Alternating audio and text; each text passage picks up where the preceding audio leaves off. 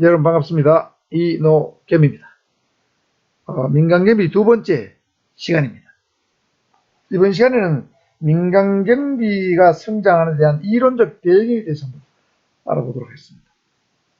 민간경비가 왜 성장이 됐는가, 이론적 배경에 대해서 학문적으로 학자들이 만들어진 설입니다.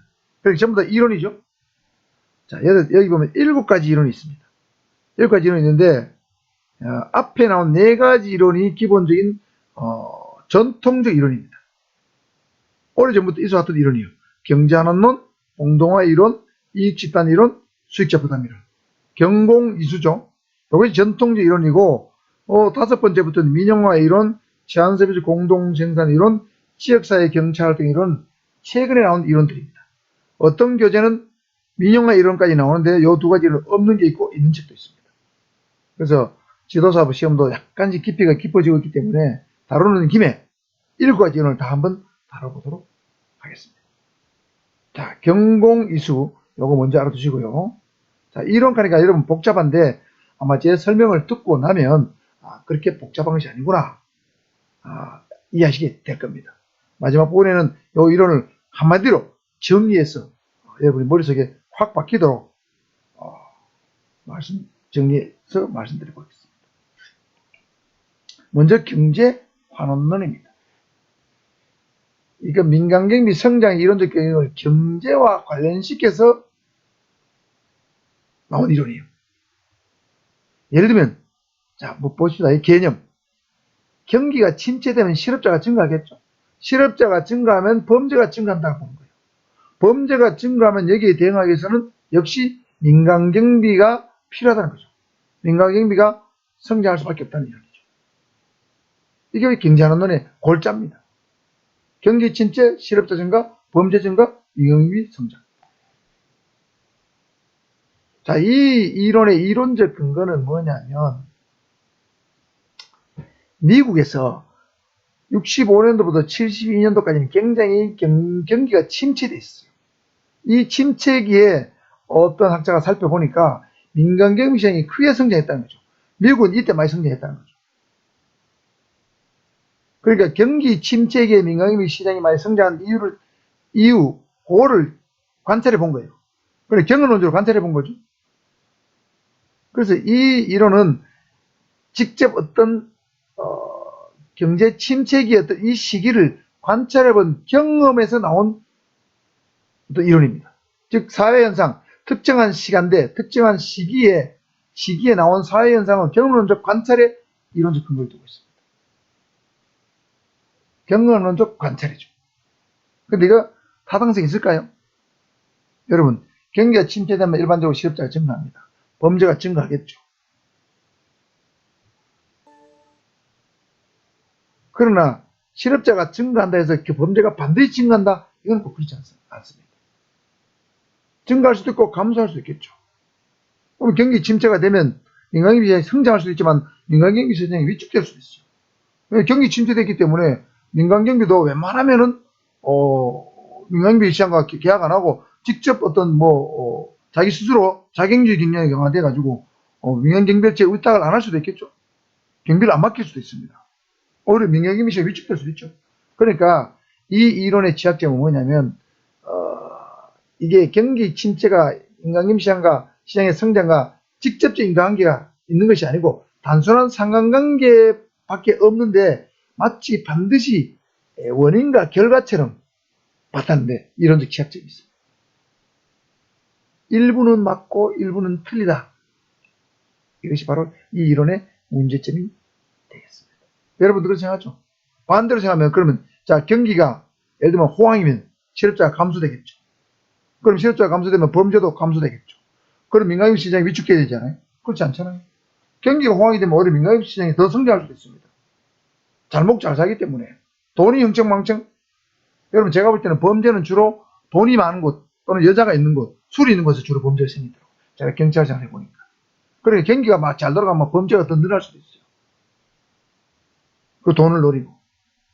그러니까 이 이론은 부분적으로 맞지만 부분적으로 틀렸다. 자, 정리합니다. 경기가 침체되면 실업자가 증가하고 범죄가 증가하고 따라서 민간경비 시장이 성장한다는 이론. 반은 맞고 반은 틀렸다. 경험론적 관찰에서 나왔다. 공동화 이론입니다. 여기서 공동이라는 것은 빌공짜 마을동자죠. 빈 마을입니다. 요즘 시골에 아마 거의 뭐 마을이 뭐 옛날에 200가구가 100가구, 50가구밖에 없죠. 마을이 거의 공동화되고 있어요. 텅텅 비어가고 있죠. 영어로는 vacuum shell, vacuum은 진공, 공간이라는 뜻입니다. 텅텅 비고 있다, 진공이 공기가 없다는 뜻입니다. 자, 이 공동화 이론은 경찰이 이웃 간의 다툼 해결, 사회봉사, 요새 우리 친절봉사를 많이 강조하잖아요, 경찰에서. 공중위생, 예를 들면 코로나 업무 이런 거 있죠. 코로나 업무도 원래 그 경찰 업무가 아니죠. 보건복지부 보건소 업무입니다. 근데 코로나 환자 격리한다, 또 후송한다 이런 거 하면 경찰이 다 동원돼요. 그러니까 이 공중위생 업무도 경찰 업무가 아닌데 경찰 동원되고 있죠. 교통관제 업무, 원래는 자치단체 업무. 범죄 무관한 112 신고 사건 처리. 반려견이 집을 나갔다, 집에 예를 들면 집에 열쇠를 잃어버렸다, 문 좀 열어주라. 이런 거 신고하는 거 많아요, 112 신고. 이 비범죄적 업무에 경찰이 많이 쫓기고 있어요. 그리고 경찰 본래 업무인 범죄 예방, 범죄수사 같은 서비스를 충분하게 제공을 못한다는 거죠. 그러다 보니까 어떤 공동화 상태가 생긴다는 거죠. 이 공동화는 뭐냐면 다른 말로 하면 갭입니다. 경찰력이 미치지 못하는 어떤 사각지대가 생긴다는 거죠. 공정비가 감당하지 못하는 치안환경의 사각지대가 생기는데 그 사각지대를 바로 민간경비가 메꿔준다는 논리, 이론, 이게 바로 공동화 이론입니다. 백큐um 상태 또는 갭 상태를 민간경비가 메꿔준다는 논리, 이론, 이게 공동화 이론입니다. 자, 이론의 특징은 뭡니까? 민간경비가 경찰이 행하는 본연의 기능이나 역할을 보완하거나 대체한다는 관점에서 접근한 이론이에요. 민간경비가 메꿔주니까 보완하거나 대체하는 거죠.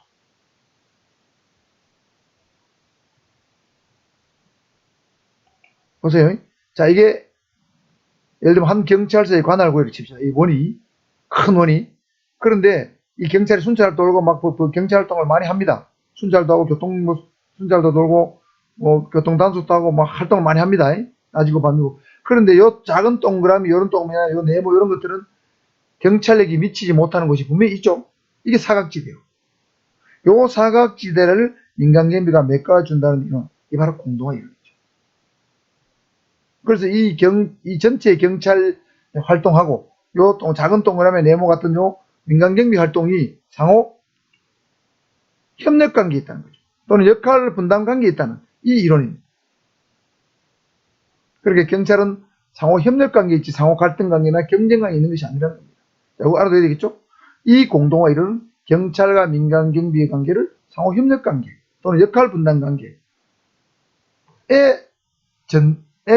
있다는 이론적 근거에 바탕을 두고 있어요. 아시겠죠? 자, 공동화 이론. 세 번째는 이익 집단 이론입니다. 플라벨이라는 사람 중에 있어요. 플라벨. 알아두십니다. 플라벨. 요 이론은 뭐냐면 경제환원이나 공동화 이론을 부정하는 입장이에요. 왜 부정하는가 보겠습니다. 이거는 뭐냐면 민간경비도 기업이죠. 기업이기 때문에 기업 자체의 이익을 극대화시키기 위해서 민간경비업 스스로 규모를 키우고 팽창시키고 민간경비에 유리한 법률이나 제도를 스스로 만들어간다, 창출시키는 노력을 기울이는 과정에서 민간경비가 성장한다는 이론입니다. 자, 보세요. 경제환원은 민간경비 성장을 경기 침체와 관련시켜 설명했죠. 공동화 이론은 치안의 사각지대가 존재한다는 전제하에서 설명했습니다. 나온 거예요. 그런데 이익집단 이론은 민간경비는 이익집단이다. 그 이익을 얻기 위해서 스스로 새로운 제도나 법률을 만들어간다. 스스로 규모를 키워간다. 이런 이론이니까 경제환원은 공동화 이론하고 관계가 없어요. 독립적으로 기업의 이익을 추구하는 과정에서 스스로 성장해간다는 이론. 다시 말해서 보세요. 민간경비도 하나의 독립된 행위자로서 고유한 이해관계를 가질 수 있다는 가정에서 출발합니다. 민간경비 스스로 발전해 간다는 이론이에요. 그래서 다른 말 하면 그대로 방치하면 보호받지 못하게 되는 재산을 민간경비가 스스로 돈을 벌기 위해서 보호한다는 관점이죠. 예를 들어 민간경비 업체가 가마보고 큰 공장이 있으면 찾아가는 거죠. 여기 그냥 두면 밤에 귀한 물건을 도둑질 당할지 모르니까 기계경비 업체 설치하십시오. 기계경비 설치하십시오. 인력을 좀 경비원을 배치해 주십시오. 그걸 좋습니다. 설득하다 보면 경비 어떤 공장 사장이나 사장이 회사 대표가 그래 기계경비 설치합시다. 한 달에 얼마 합시다. 한 달에 3만원 5만원 할 수 있겠죠? 또 아파트도 찾아가서 경비원을 배치해야 되는 이런 거 위험하면서 안 됩니다. 이렇게 하면 스스로 민간경비가 돈을 벌기 위해서 찾아가서 영업을 하다 보면 승자에 간다. 이게 바로 이익 집단이에요. 이해하죠? 자, 이 부분 중요합니다. 방치하면 보호받지 못하게 되는 재산을 민간경비가 스스로 돈을 벌기 위해서 보호한다는 어떤 관점의 이론, 플라벨의 주장. 이게 바로 이익 집단이에요. 독립된 행위자의 관점에서 본 겁니다. 네 번째, 수익자 부담 이론. 자, 요거는 수익자가 비용을 부담해야 된다는 이론입니다. 수익자가, 이익을 보는 자가 비용을 부담해야 된다는 이론이에요. 여기서 그럼 수익자는 누구냐? 여기 이제 나와야 되겠죠. 예를 들면, 여러분, 프로야구장에 가면, 관중들이 많이 들어오죠. 관중이 대부분 질서를 잘 지키는데, 어떤 경우는 관중들이 무질서하게 폭력이라든가 술을 먹거나 난동을 부릴 경우 있겠죠. 이때 그 질서 유지를 위해서 누가 해야 되냐? 질서 유지를 누가 해야 되느냐? 과거에는 경찰이 했습니다. 지금은 누가 합니까? 민간 경비원이 합니다. 그 이론의 근거는 뭐냐면, 자, 너희들이 야구 경기를 해서 엄청난 입장료를 받아 돈을 버는데, 너희들이 프로 구단이 돈을 벌기 위한 현장에 왜 공경비인 경찰을 투입하느냐? 그거는 맞지 않다. 너희들이 돈을 버니까 거기다 질서유지도 너희들이 돈을 들여서 경비원을 사서 너희들 스스로 경비를 해라. 이런 관점이 바로 수익자 부담입니다. 프로 구단이 수익자죠. 돈을 버니까. 야구를 해서. 그럼 너희들이 돈을 대서 민간 경비를 고용해서 거기서 경비를 해라. 프로야구의 질서 유지하고 프로야구 선수를 보호해라. 이런 논리가 바로 수익자 부담이에요. 개인의 신체나 재산 보호는 수익자 개인의 비용에 의해서 담보되어야 된다는 입장입니다. 자, 이론적 근거입니다. 자본주의가 발달한 사회에서 경찰의 공권력 작용은 자본주의 사회 질서 유지, 체제 수호와 같은 거시적 측면의 역할을 한정하고 개인 차원이나 여타 집단과 조직의 안전과 보호는 해당 개인이나 조직이 담당해야 된다는 인식의 바탕 위에서 이 이론이 만들어졌어요. 예를 들면 경찰은 대규모 집회 시위, 불법 집회 시위, 그 다음 대규모 범죄, 이런 문제에 역할을 수행하고, 그 다음에 프로야구, 프로축구, 프로농구, 또 그 다음에 각종 무슨 가수들의 공연, 이벤트, 행사, 이런 거는 수익자 너희들이 비용을 내가지고 경비를 고용해서 해라. 이런 역할을 완전히 나누는 거죠. 이것이 바로 수익자 부담이에요. 자, 도표를 살펴보면 이게 국가 사회 전체라고 치면 이 공경비인 경찰은 자본주의 사회 질서 유지원 대규모 불법 집회 시위, 대규모 범죄 예방 또는 범죄 수사 체포, 교통 단속 이런 업무는 공경제를 담당하고 프로야구, 프로축구, 프로농구, 그 다음에 각종 지역 축제 또는 이벤트 행사, 가수 공연 이런 거는 민간경비 너희들이 수익자니까 너희들이 비용을 부담해서 해라. 이렇게 공경비 역할과 민간경비를 확연히 구분하는 관점에서 이론이 바로 수익자 부담 이론입니다. 여러분 확실히 이해하셨죠? 그래서 이 수익자 부담 이론은 자본주의가 어느 정도 발달한 사회에서만 가능한 거예요. 저 아프리카 후진국에는 프로야구, 프로축구 같은 게 없잖아요. 그래서 수익자 부담 이론이 생길 이유가 없어요. 자본주의가 어느 정도 발달해야만 수익자 부담 이론이 생길 수가 있습니다. 자, 아셨죠? 자본주의가 발달하지 않는 나라에서는 수익자 부담 이론이 생길 여지가 없다. 다섯 번째, 민영화 이론입니다. 이 민영화라는 개념이 중요해요. 민영화라는 것은 공공부문과 민간 부문이 있다고 치면 기존의 공공부문에서 하던 업무, 일들의 일부를 민간 부문으로 이양해 준다는 것이 바로 민영화입니다. 예를 들면 우리 철도, 예전에 말이죠. 여러분 철도청이 국가기관이었어요. 철도청 공무원이 있습니다. 우리 형님도 철도청 공무원이 있어요. 그러다가 언젠가 철도공사로 바뀌었죠. 철도공사는 여러분 정부가 지분을 51% 이상 갖고 있지만 사실은 민간 기업입니다. 주식회사입니다. 그러니까 철도 업무가 공공 업무였는데 민간 부문을 완전히 민영화시켰죠. 여러분 담배인삼공사도 옛날에는 전매청이었어요. 국가공무원이 했습니다. 국가에서 담배 잎을 사가지고 담배를 만들어 국가에서 팔았는데 지금은 담배인삼공사에서 담배를 직접 만들어서 팔죠. 완전히 민영화시킨 거예요. 철도 업무, 담배 업무 전부 다 민영화시킨 거예요. 그러면 경비 업무도 민영화시킬 필요가 있지 않느냐. 경비 업무는 원래 경찰이 다 했죠. 그런데 경찰에서 경비 업무의 일부를 민영화를 시킨 것이 더 필요하다는 거죠. 자, 그러면 왜 공공부문이 하던 업무를 민영화시킬 필요가 있는가? 이 필요성과 목적을 알아야 되겠죠. 왜 민영화해야 되는가 하면 80년대 이후에 복지국가의 이념에 대한 반성으로 나왔습니다. 여러분 복지국가라는 것은 국가가 알파에서 오메가까지 다 해주는 거예요. 복지국가는 적극국가입니다. 국민에서 적극적으로 뭔가 서비스를 해주는 거예요. 예산도 주고 뭐 물건도 주고 뭐 돈도 주고 이런 거죠. 복지국가 이념에 대한 반성으로 나온 겁니다. 국가의 역할 범위를 축소해야 된다. 작은 정부를 만들어야 된다. 정부가 점점 커지고 있죠. 커짐으로써 국가의 영향이 커집니다. 정부의 영향이 커져요. 거기에 대해서 반성의 개념으로 나왔어요. 큰 정부가 아니라 작은 정부를 지향하면서 공공부문의 서비스를 민간 부문으로 이양할 필요가 있다는 거죠. 왜? 민간 부문으로 이양하니까 공공지출이 감소되더라. 행정비용이 감소되더라. 이런 효과를 노린 거예요. 공공지출 감소, 행정비용 감소를 유발하기 위해서, 감소 효과를 얻기 위해서 민간 부문으로 이양할 필요가 있다는 거죠. 그래서 사실은 지금 철도청 공무원 하지 않습니까? 철도공사니까 철도청 공무원 없어요. 철도 업무에 대해서는 국가 예산 대할 리 없습니다. 담배 업무도 전매청이 없어요. 그러니까 국가 예산 대할 리가 없습니다. 전매청 공무원이 없으니까. 공공지출과 행정비용이 감소됐죠. 이런 목적으로 민영화시킨 거예요. 그렇다면 우리나라에서 공공부문을 예를 들면 공공부문이 민영화된 예시를 한번 살펴볼까요?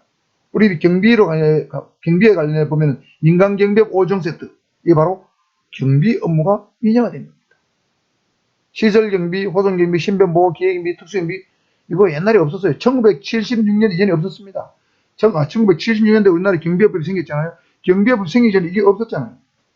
그때 다 경찰이 다 했어요. 물론 1962년대에 청원경찰이 있었기 때문에 청원경찰법이 있기 때문에 청원경찰은 민간경비지만 그건 특수한 분야에 한정되고 일반적으로 민간경비업 5종 세트는 1976년 이전에는 없었다. 민영화시킨 거예요. 경비업법을 만듦으로써. 그 다음에 교정 업무를 민영화했습니다. 2010년대에 소망교도소를 최초로 만들었어요. 교정 업무는 국가 업무죠. 법무부 교정청 업무입니다. 그런데 소망교도소 생겨가지고 여기는 교도소장도 민간인, 교도관도 민간인이에요. 그러니까 거기는 소망교도소에는 법무부 공무원, 감독관 5명만 나가 있고 나머지는 민간인이 나와 있어요. 그러니까 국가 예산 들 일이 별로 없습니다. 5명 예산 주면 되는 거예요. 그러니까 공공지출이 많이 감소됐죠. 그런데 효율성은 더 높아요. 왜냐하면 교도소 시스템이 목사님이 교도소장이야. 그 다음에 신앙심도 시험도 들어왔어요. 그러니까 일정도 뭡니까? 아침에 일어나면 찬송가 부르고 성경 강독하고 이렇게 해요. 기쁘다 구주 오셨네 이런 거 한단 말이에요. 그러니까 교화도 잘 돼. 그러니까 교도관들에 맡긴 것도 더 낫다는 거죠. 그 다음에 소방 업무도 원래는 국가 업무잖아요. 여러분 소방청 행정안전부 소속 소방청입니다. 그 다음에 소방공무원도 최근에 국가공무원 됐잖아요. 자치공무원, 지방공무원에서. 그런데 소방 업무도 의용소방대 하는 게 있어요. 의용소방대는 민간 소방대입니다. 민간으로 자율적으로 소방대를 만들어가지고 불이 나면 이 사람들이 가서 불을 끄기도 하는 거예요. 예를 들면 상간오지 벽지에는 소방서가 별로 없단 말이에요. 멀리 떨어져 있거든. 그러니까 의용소방대가 필요해. 산불 나면 의용소방대가 먼저 현장에 도착해. 불을 끄는데 효과적이에요. 그 다음에 자율방문 순찰대. 순찰은 경찰이 돌지만은 민간인이 순찰대를 만들어가 자율적으로 순찰 도니까 오히려 경찰보다 더 나은 측면도 있다는 거죠. 이게 공공부문의 민영화 예시입니다. 자, 앞으로 만일에 사설탐정 제도가 생긴다면은 이것도 민영화 예사로 볼 수 있겠습니다. 사설탐정은 경찰의 업무 중에 일부를 하는 수도 있겠죠. 하기 때문에 경찰 업무를 보조하거나 지원하거나 도와주거나 대체할 수도 있습니다.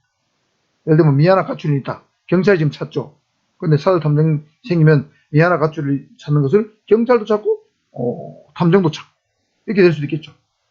사설탐정제도 빨리 만들어야 됩니다. 합법화 시켜야 됩니다. 이 말이죠. 자, 그럼 민영화 여러분 필요성.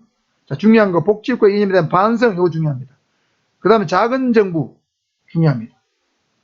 그 다음에 공공지출 감소나 행정비용 감소 효과를 목적으로 한다. 이 정도는 알아두셔야 됩니다. 그래서 경비도 경찰이 하던 것을 인간경비 5가지를 만들면서 민영화시켰다. 이렇게 보시면 되겠습니다. 6번째, 제한서비스 공동생산 이론입니다.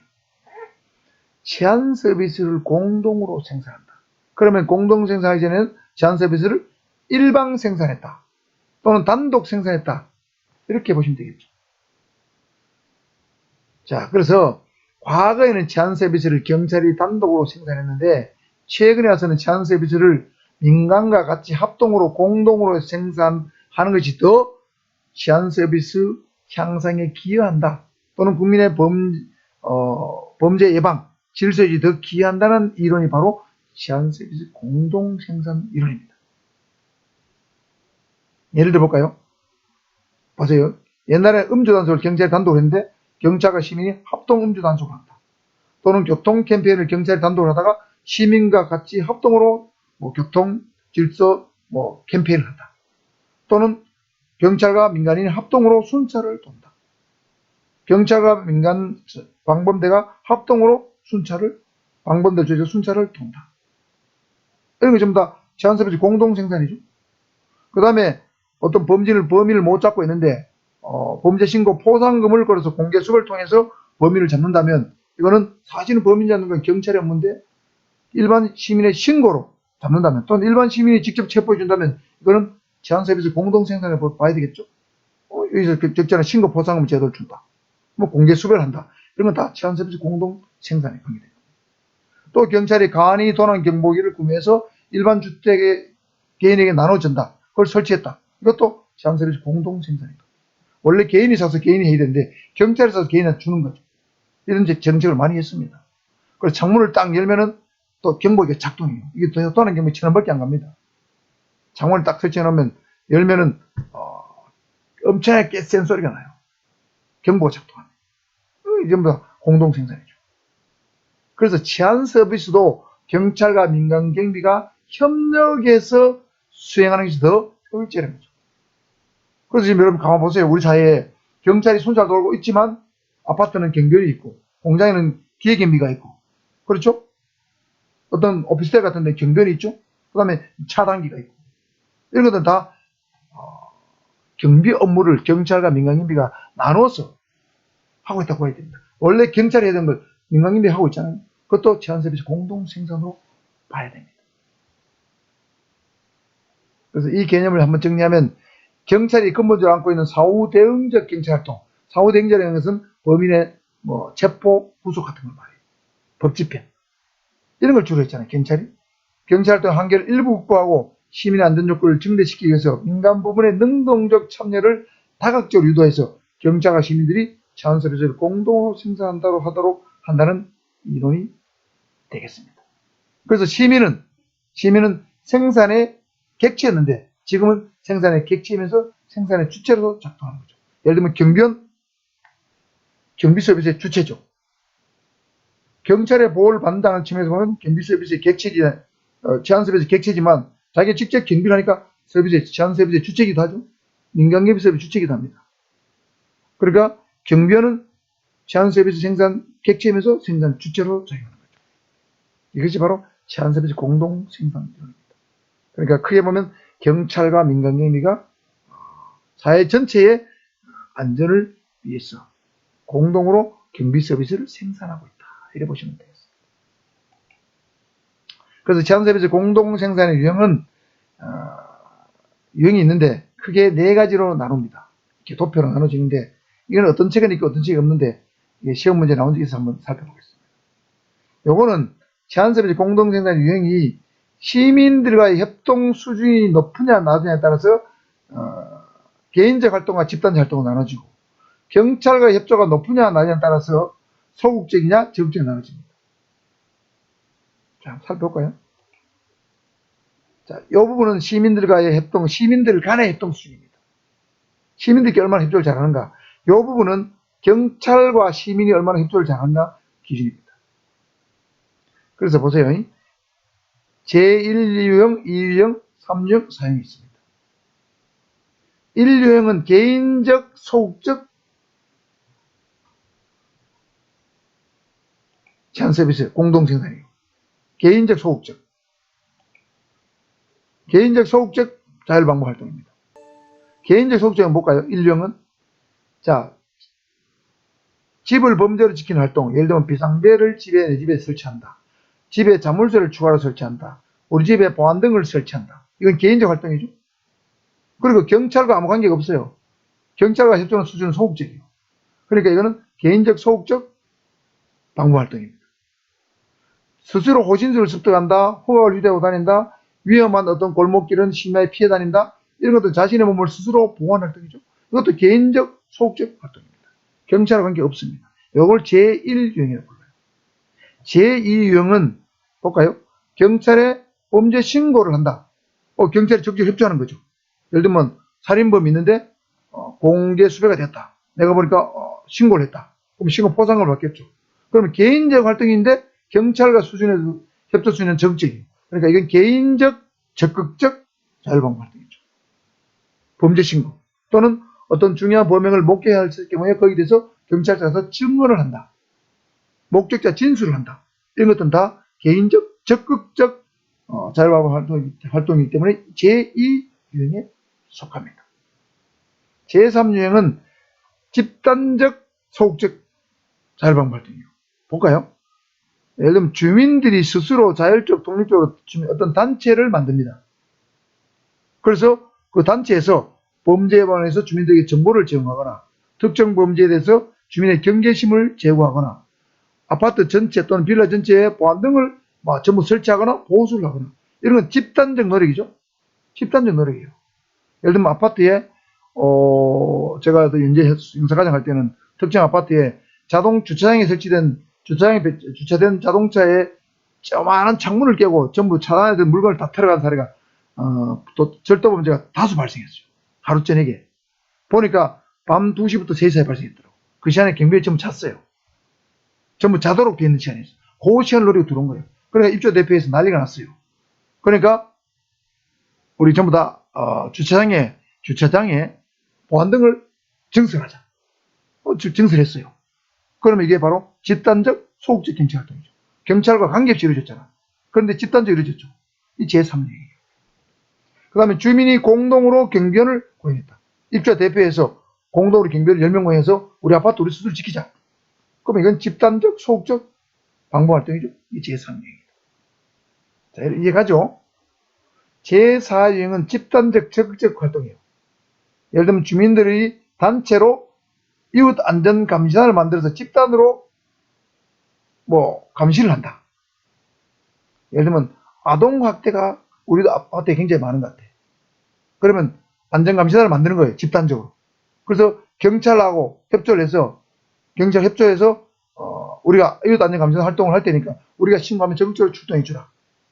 또는 경찰도 같이 안전 감시단에 들어와서 같이 활동을 하자. 이렇게 하면 집단적 적극적 활동이 되겠죠. 그 다음에 시민들이 단체로 자율순찰대를 만들어서 경찰과 같이 합동으로 순찰을 돈다. 이렇게 되면 이거는 집단적 적극적 활동이 되죠. 이 제4유형이 되는 거예요. 자, 정리해 봅니다. 제한서비스 공동생산 유형은 4가지가 있는데 이런 것들은 개인적 소극적 제1유형 활동.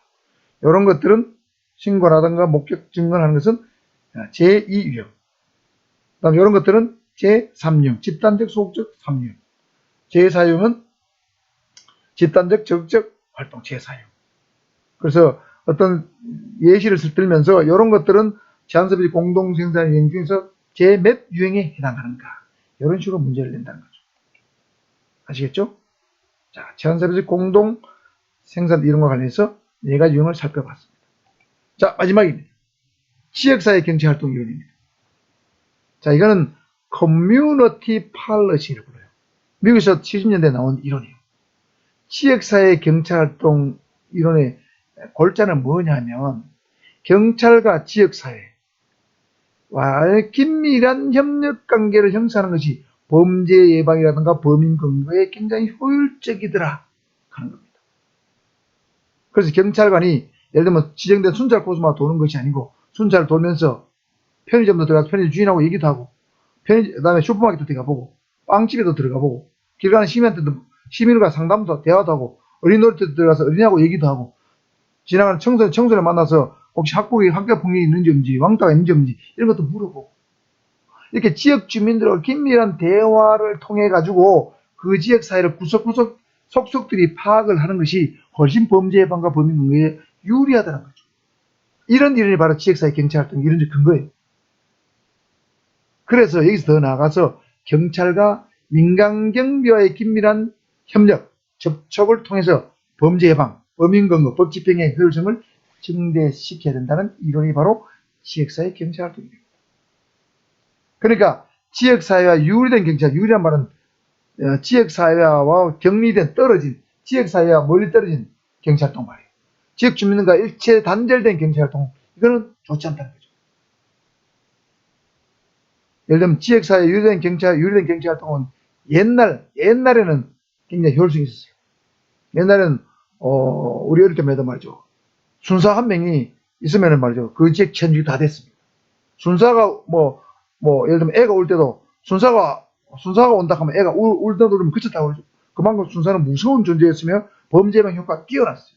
근데 지금 순사 온다고 우는 애가 있습니까? 순사 온다고 겁먹는 사람이 있습니까? 없잖아요. 경찰이 얼마나 친절합니까?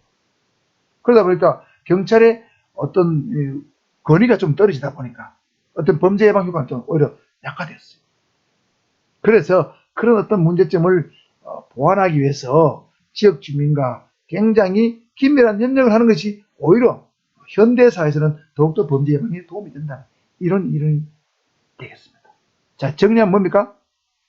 경찰과 지역사회 또는 경찰과 민간경비가 긴밀한 협력을 하는 것이 오히려 범죄 예방, 범죄 감소, 질서 유지에 도움이 된다는 이론, 이것이 바로 지역사회 경찰활동 커뮤니티 팔러시입니다.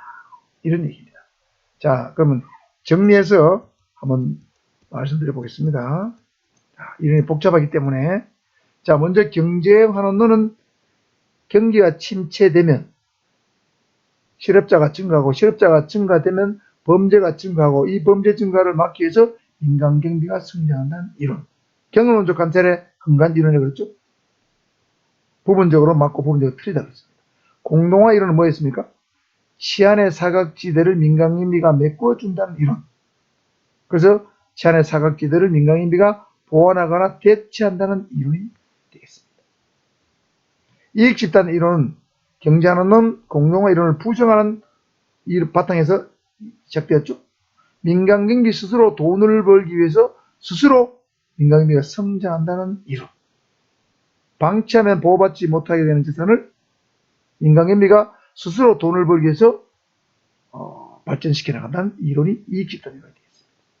숙제 부담 이론은 바로 프로야구, 프로경기, 프로야구, 프로축구, 프로농구, 그 다음에 각종 공연을 생각하시면 되겠습니다. 경찰은 거시적인 어떤 질서유지, 치안유지, 범죄예방, 법집행 이런 분야를 담당하고, 개인적인 어떤 이해관계 또는 어떤 단체의 재산이라든가 생명, 신체 재산 보호는 그 단체나 개인이 부담해야 된다는 이론, 바로 수익자 부담 이론이 되겠습니다. 민영화 이론은 바로 1976년도에 경비업법이 생기면서 민간경비 5종 세트가 생긴 것이 경비 업무를 민영화시킨 대표적인 사례다. 민영화를 시켜야 될 이유는 뭐라고 그랬습니까? 80년대 복지 사회에 대한 어떤 반성, 작은 정부를 지향하는 어떤 관점에서 시작되었다. 그래서 행정 비용을 감소시키고 공공비용 지출을 줄이려는 어떤 목적에서 민영화가 시작되었다. 이겠습니다. 제한 서비스 공동 생산 이론은 경찰과 민간 경비가 공동으로 제한 서비스를 생산하는 것이 훨씬 더 효율적인 것이죠. 그래서 서비스 중에는 공동생산 중에는 4가지가 있다. 1, 2, 3, 4 중에 있다고 얘기를 했습니다. 지역사회 경찰활동 이론은 바로 경찰과 민간 지역사회 또는 경찰과 민간 경비가 긴밀한 협력을 해야만 범죄 예방, 그다음 법 집행이 더욱더 잘 된다는 이론. 이것이 바로 지역사회 경찰활동 이론이 되겠습니다. 특히 이 4가지 이론 5가지는 필수 알아둬야 됩니다. 경공, 이수, 민, 경공, 이수 플러스 민 5가지는 잘 알아두시기 바라고 공동생산 이론 4가지 유형까지도 알아두시면 시험 대비하는데 에러가 없을 걸로 예상이 됩니다. 자, 오늘 시간 이걸로 마치겠습니다. 감사합니다. 구독과 좋아요도 시원하게